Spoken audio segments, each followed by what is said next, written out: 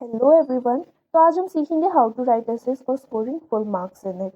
तो एग्जाम सबके आने वाले हैं और इंग्लिश लैंग्वेज का पेपर जो जितना आसान होता है उतना ही मुश्किल उसमें स्कोर करना होता है। स्पेशली एसेज लेटर्स ये सब में बहुत मार्क्स डिडक्ट होते हैं।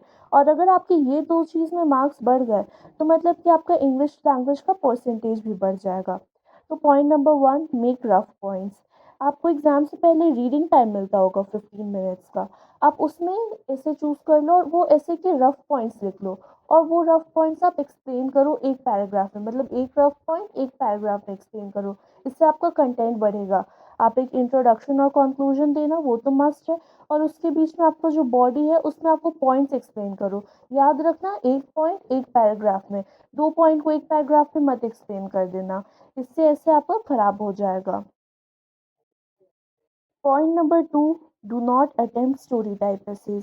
I repeat, do not attempt story type essays. क्योंकि ज़्यादातर स्टूडेंट्स उतने क्रिएटिविटी नहीं दिखाते, उनको आइडिया नहीं है, वो बोरिंग स्टोरी लिख देते हैं और जब एग्जामिनर चेक कर रहे होते हैं तो उन्हें एक ही टाइप की स्टोरी दिखता है और वो इम्प्रेस नहीं होते, इससे वो कम मार्क्स देते हैं। इससे स्टोरी टाइप एसेज मेरे पॉइंट ऑफ व्यू से तो आप अटेम्प्ट ही मत करो, क्योंकि एग्जाम के टाइम हम भी हड़बड़ में रहते हैं तो हमें आइडिया नहीं रहता है कैसी क्रिएटिविटी दिखाए। तो इससे स्टूडेंट्स उसमें अपना क्रिएटिविटी नहीं दिखाते और उनका एसेज ज़्यादा इंटरेस्टिंग नहीं हो पाता, जिससे एग्जामिनर उन्हें मार्क्स नहीं दे पाते हैं। Point number three, use of idioms, popular phrases to make your essay look more impactful. आप idioms का यूज़ करो या popular phrases, जैसे कि विलियम शेक्सपियर ने कहा था शो मस्ट गो ऑन, और आप उसको एपोस्ट्रॉफी कॉमा में लिखो या हाईलाइट कर दो, अंडरलाइन कर दो, आप कुछ भी कर दो। इससे क्या होगा ना, एग्जामिनर देख के मतलब खुश हो जाते कि अच्छा इन्हें बच्चों को टॉपिक के बारे में नॉलेज है, तो वो उसमें तुरंत मार्क्स दे देते हैं। अगर आप ईडियम्स यूज़ करोगे या कोई भी पॉपुलर फ्रेजेस और उसको हाईलाइट कर दोगे या अंडरलाइन कर दोगे तो उससे आपको मार्क्स मिलने ही मिलने हैं आपके ऐसे में।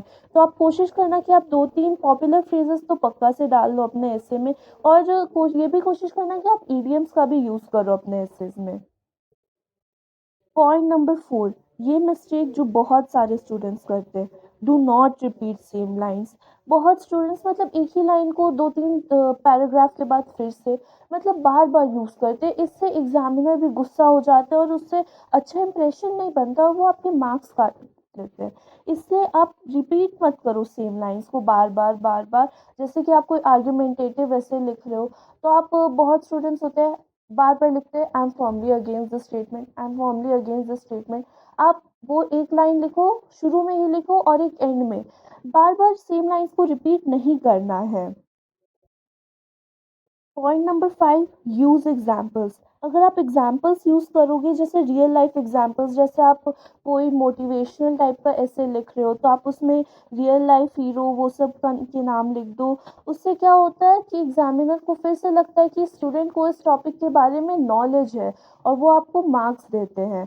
इसलिए आप एग्जाम्पल्स हमेशा ट्राई करना यूज़ करने के लिए। इनफैक्ट आप यहाँ एक अलग पैराग्राफ बना सकते हो जिसमें आप बस एग्जाम्पल्स, मतलब फॉर एग्जाम्पल करके नहीं, there are various real life examples ऐसे वैसे करके आप लिख सकते हो। इससे आपका कंटेंट भी बढ़ेगा और आपको मार्क्स भी पक्का मिलेंगे। और एक लास्ट पॉइंट जो मैं लिखना भूल गई, आपके पास अगर टाइम है तो आप ट्राई करना कि आप अपने एसेज में अंडरलाइन करो, मतलब कीवर्ड्स को, या फिर हाईलाइट करो, क्योंकि एग्जामिनर के पास ज़्यादा टाइम नहीं रहता, वो बहुत सारे पेपर्स चेक करते हैं। अब वो एक एक पेपर का एक एक लाइन बाय लाइन तो चेक नहीं करेंगे या लाइन बाय लाइन तो पढ़ेंगे नहीं।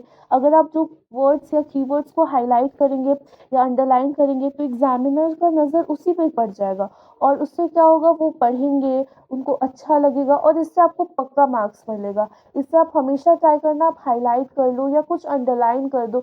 इससे एग्जामिनर्स आपको पक्का से पक्का मार्क्स देंगे। And please follow these 5 tips to grow marks in essays. So yeah, this is my video on how to gain marks in essays. So if you like it, please subscribe and share and like, and do tell me कि अब मैं next video किस पे बनाऊँ। Bye bye.